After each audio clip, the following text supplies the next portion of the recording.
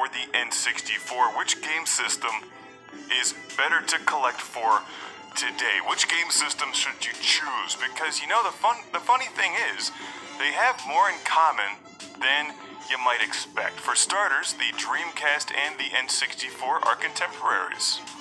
They both came out in the 90s. They both got awful controllers. So there's that. They both use memory cards.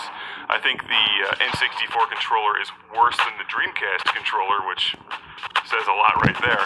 And the Dreamcast controller uses memory cards with screens, which is super cool. But the N64 has GoldenEye, which is really one of my favorite games of all time. The Sega Dreamcast, on the other hand, has Gigawing, which is another one of my favorite games of all time. So there's some great games on both game systems. Let's look at some other similarities. The Sega Dreamcast and the N64 each have 4 controller ports. That's twice what the PlayStation gave you, and 4 times the PC engine. Raise your hand if you enjoyed hours of 4-player GoldenEye 007 Deathmatch. My hand is in the air. They both cost more or less the same these days. If you're shopping on eBay, at least, look at the prices for the base model N64, not the fancy one, not the Pokemon one. It should cost you about the same amount of money as the base model Sega Dreamcast. In fact, the Dreamcast may even be a bit less. So if you're looking for the white gray Dreamcast, not the Sega Sports model, not the Hello Kitty Dreamcast, yes, they have a Hello Kitty Sega Dreamcast. They should cost you more or less the same.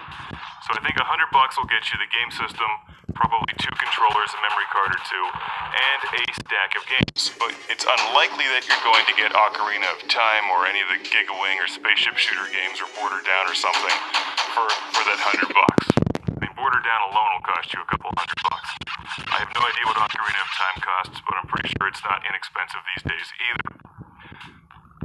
So, this is tough.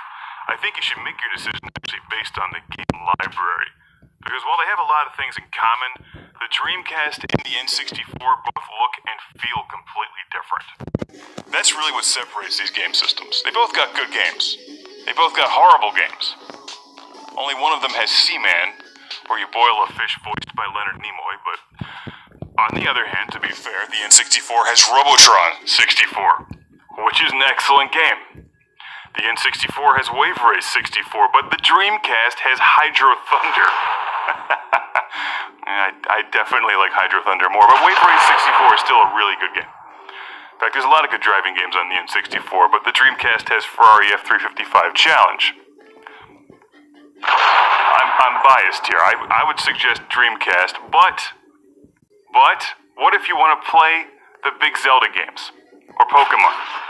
Or the Mario games, or Donkey Kong? Well then, obviously, you go N64. Or Perfect Dark. That game is better than I think we gave it credit for when we reviewed it, but at the time we were huge Sega Dreamcast fans. Still am. Neither game system is really known for their first-person shooters, except for perhaps GoldenEye. But you've also got Quake 2 on the N64. If you step it up the Dreamcast, you can use a mouse and keyboard and play Quake 3 Arena. You've got some other oddball games in there like Mach-In X. Watch my review of that game. No one ever talks about it. It's weird. You've got some RPG choices on the Dreamcast. Probably more than the N64, but the N64 brings you more of those Nintendo games. It's a Nintendo game system, obviously. There's actually not that many games on the N64. They seemed fairly selective for the most part. But you've got Mario Kart 64, which I think is an incredible game. If you go over to the Sega Dreamcast, you've got your Resident Evil games. I think it depends on which kind of games you want to play. Here's what I would suggest. If you can't get both, perhaps, if you're a Nintendo fanboy or fangirl, it's time to step over to the dark side. Check out the Dreamcast. I think you'll be surprised at how awesome it is. And on the flip side, if you're a Sega fanboy or fangirl, check out the N64. Even if you're not into the big Nintendo games, there's some surprising hidden gems in there on the N64. Robotron 64 is always one of my favorites to direct people to, but you've also got your Conker's Bad Fur Day, which I do have in the review schedule sometime this year or early next year. Banjo-Tooie, also in the review schedule sometime later this year or early next year. You got a lot of great games on the N64. I know know a lot of you are probably surprised to hear me say this, but it's a game system that you should not overlook. It's not the end-all, be-all game system, and I think you have more variety on the Dreamcast. You've got brand new games still being released for the Sega Dreamcast, like Fast Striker, Gunlord, Stormwind. The games just keep coming out. Neo 6 game is insanely hard. So if you're into spaceship shooters, obviously there's only one choice there. That's, the Sega Dreamcast. But, you know, they both got fun libraries, reasonably affordable, unless you get into the big games. Especially if you're trying to collect N64 games in the boxes, I wouldn't even go there. Just get the game cartridges that you can get the instruction manuals and just print them out from the internet.